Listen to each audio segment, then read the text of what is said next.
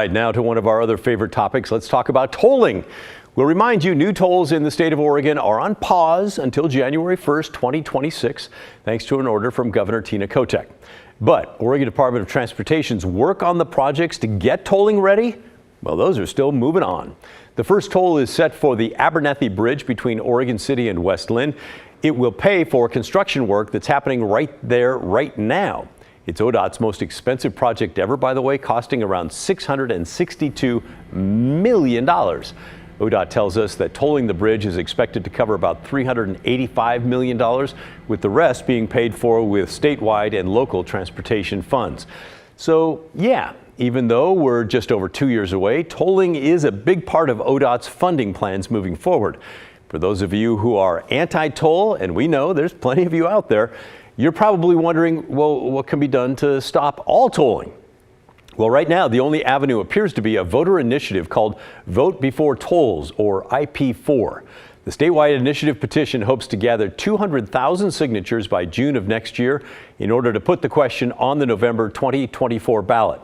If it passed, IP4 would require a regional vote by citizens before a new toll can be implemented. It's also retroactive. That means a vote would be required on the current tolling efforts, like the one planned for the Abernethy Bridge. We first told you about the Vote Before Tolls petition about a year ago, as it was just getting underway. Now it's really gaining some traction among elected officials. On Tuesday this week, the Clackamas County Commissioners, well, they voted to endorse IP4. The vote was 4-0, with Commissioner Paul Savas abstaining. Commissioners did not mince words when it comes to why they voted to back this petition. I and the constituents of this county that I speak to have no trust in ODOT to hear our plight and our concern for the threat of the economic impact tolling would have on our families and our businesses. This county, other counties in the area, our cities, we're tired of basically calling ODOT and hearing our voicemail is full type attitude. So tolling, in my opinion, must not occur. ODOT basically is a fox watching the hen house. We have got nowhere with ODOT. We have spent a lot of money on legal teams, challenging their 22,000-page letter. We sent them a 30-page answer. We've got no answer from that.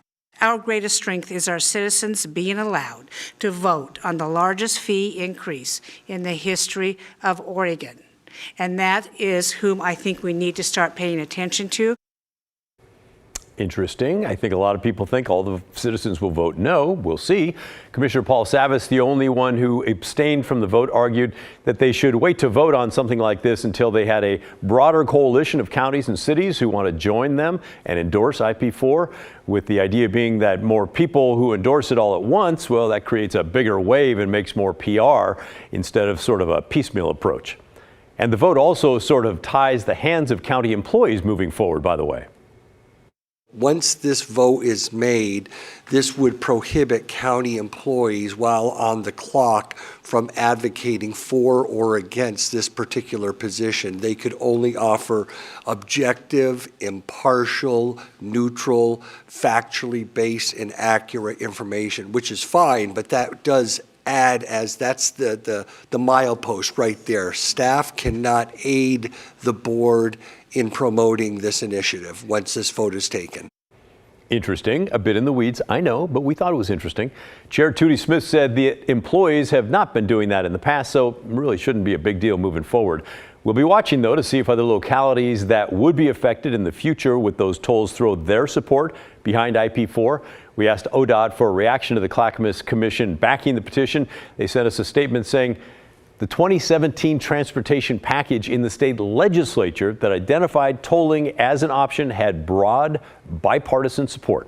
And, quote, the future of Oregon's transportation system depends upon diverse, stable funding, and we look forward to working toward those solutions in the coming months and years.